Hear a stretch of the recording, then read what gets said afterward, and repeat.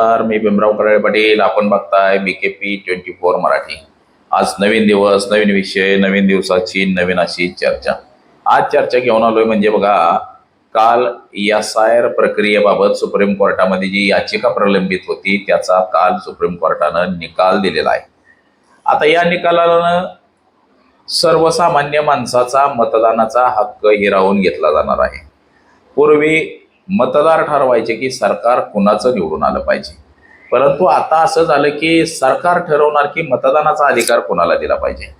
Doctor Babasaheb Ambedkar म्हणले होते की मतदानाचा हक्क जर लोकांचा हिरावून घेतला तर आयदी लोकांचं सरकार येईल, भ्रष्टाचारी लोकांचं सरकार येईल, देशाचं वाटोळं होईल. आणि आता तीच परिस्थिती आलेली आहे. निवडणूक आयोग, सुप्रीम कोर्ट, ED, CBI आणि सरकार यांनी मिळून जनतेचा गळा आवळायचं काम सुरू केलेलं आहे. तर नेमकं काल सुप्रीम कोर्टानं काय म्हटलं गेलेलं आहे, किती लोकांचं मतदान कमी होऊ शकतं, SIR प्रक्रिया पुढे कशी जाऊ शकते, या सगळ्या विषयांची आज चर्चा घेऊन आलो. तर चला, सर्वप्रथम आपण जर चॅनल सबस्क्राईब केला नसेल तर चॅनल सबस्क्राईब करावा ही सर्वांना विनंती. आता SIR स्पेशल इंटिरियन रिव्हिन्यू असं याला म्हटलं जातं. म्हणजे मतदार SIR प्रक्रिया ही फार वेगळी आहे, मात्र ती निवडणूक कालावधीमध्ये लागू केली जाते.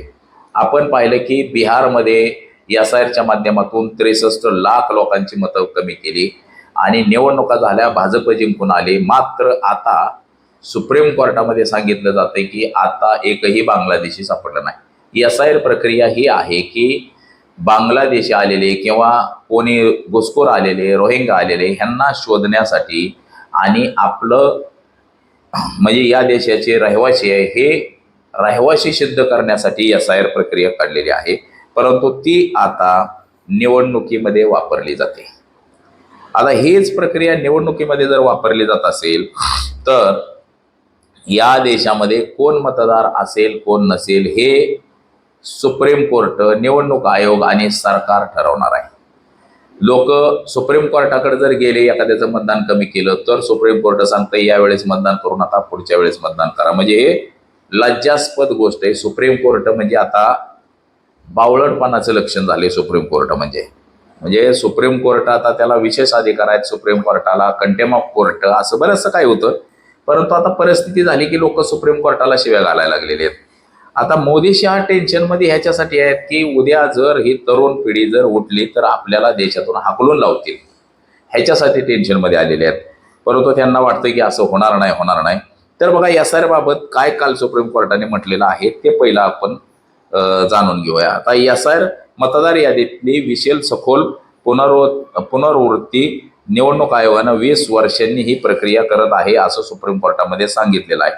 सुप्रीम कोर्टाचा अंतिम निकाल हा काल 27 मे 2026 रोजी आलेला आहे. कोर्टाने SIRला कायदेशीर मान्यता दिली आहे.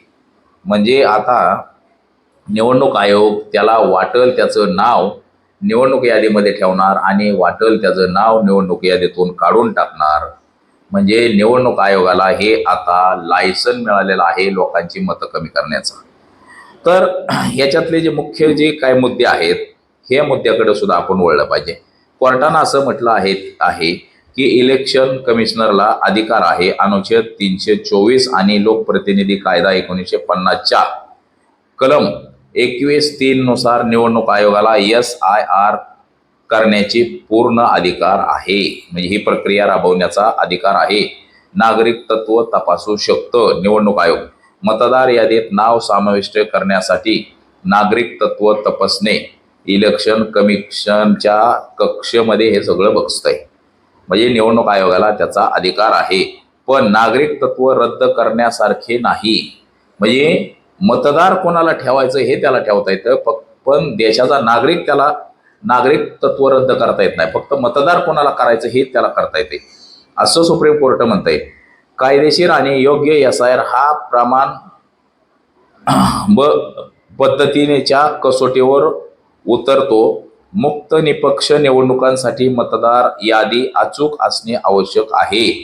केंद्राला नावे द्या. संशयास्पद नागरिकत्वामुळे ज्या लोकांची नावे वगळली त्यांची यादी 4 आठवड्यात केंद्र सरकारला पाठवून द्या असं सुप्रीम कोर्ट म्हणते. आता केंद्र सरकारला तर बरंच आहे नावं वगळलेली.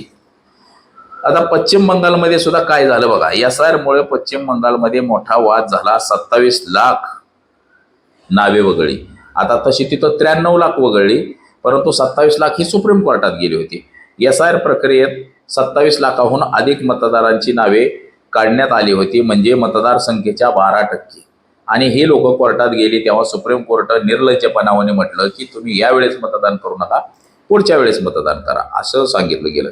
आता 1.36 कोटी लोकांना नोटीस, म्हणजे 20% लोकसंख्येला तार्किक विसंगती स्पष्ट करण्यासाठी नोटिसा आल्या होत्या. कोर्टाने बघा फटकारलंय काय. 19 जानेवारी 2026 रोजी कोर्टाने म्हटलं आहे की SIR मुळे सामान्य लोकांना तणाव आणि त्रास झाला आहे. न्यायिक अधिकार नेमले. विश्वासाच्या अभावामुळे फेब्रुवारीत सुप्रीम कोर्टाने 700 न्यायिक अधिकाऱ्यांना अपील तपासायला लावले होते, म्हणजे जे लोकांनी अपील केलं होतं ते. आता निकाल देताना काय म्हटले गेला बघा. मे महिन्यापूर्वी फक्त 6581 अपील निकाली निघाली. 49 लाख अपिलांपैकी 0.26% पैकी 4043 लोकांची नावे परत समाविष्ट करण्यात आलेली होती त्या पश्चिम बंगालचं. आता पुढं निवडणूक आयोग काय म्हणतंय, हे काय म्हणतंय सुप्रीम कोर्ट. देशभर SIR निवडणूक आयोगानं 1 जानेवारी 26 ही पात्रता तारीख धरून देशभर SIR करणार असल्याचे सांगून बिहारनंतर बंगाल, आता केरळ, तामिळनाडू, कर्नाटकमध्ये झालेला आहे SIR. तर उर्वरित राज्यांमध्ये आता SIR करायचं आहे. कर्नाटक सरकार कोर्टात जाणार आहे. कर्नाटकमध्ये सुद्धा 27 लाख नावं वगळल्यानं कर्नाटक मंत्रिमंडळ 21 जानेवारी 26 रोजी सुप्रीम कोर्टात जाण्याची चर्चा केली आहे. 4-5 दिवसामध्ये ते निर्णय घेणार आहेत. इलेक्शन कमिशनरची कायदेशीर प्रतिकाशक्ती आणि अंतिम यादी कोर्टात सादर केली जाणार आहे. म्हणजे कर्नाटकमध्ये सुद्धा 27 लाख नावं वगळलेली आहेत. आता नवीन टप्प्यामध्ये इलेक्शन कमिशनरने 16 राज्यांमध्ये 3 केंद्रशासित प्रदेश यामध्ये SIR राबवण्याचं धोरण ठरवलं आहे. 5 ऑगस्ट मसुदा यादी आणि 7 ऑक्टोबरला अंतिम यादी प्रसिद्ध केली जाणार आहे. म्हणजे 16 राज्य आणि 3 केंद्रशासित प्रदेशमध्ये. आता वाद कशावर होतोय, त्याची याचिका काय होती. SIR मुळे सामूहिक मताधिकार हिरावला जाईल. नागरिकत्व तपासणी इलेक्शन कमिशनरच्या कक्षेबाहेरचं आहे. म्हणजे मूळ निवडणूक आयोगाला हा देशाचा नागरिक आहे, तो देशाचा नागरिक आहे किंवा त्याला मतदानाचा अधिकार द्यायचा आहे का नाही, हा मुद्दाच निवडणूक आयोगाचा नाही असं याचिकाकर्त्यांचं म्हणणं होतं. 40 वर्षात पहिल्यांदा SIR होत आहे. स्थलांतरित शहरीकरणामुळे यादीतील बदल गरजेचे. 2 मतदारांना 200 मुले ते 7 जणांना 100 मुले अशी अवैज्ञानिक विसंगती सापडलेली आहे. आता थोडक्यात सुप्रीम कोर्टानं SIR हिला हिरवा कंदील दिला आहे.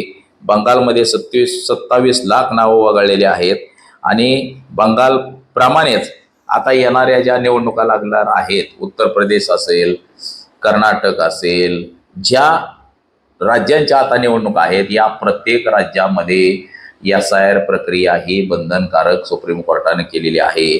आणि यामध्ये जे लोक भारतीय जनता पक्षाला मतदान देत नाहीत अशाच लोकांची नावं कमी केली जातात.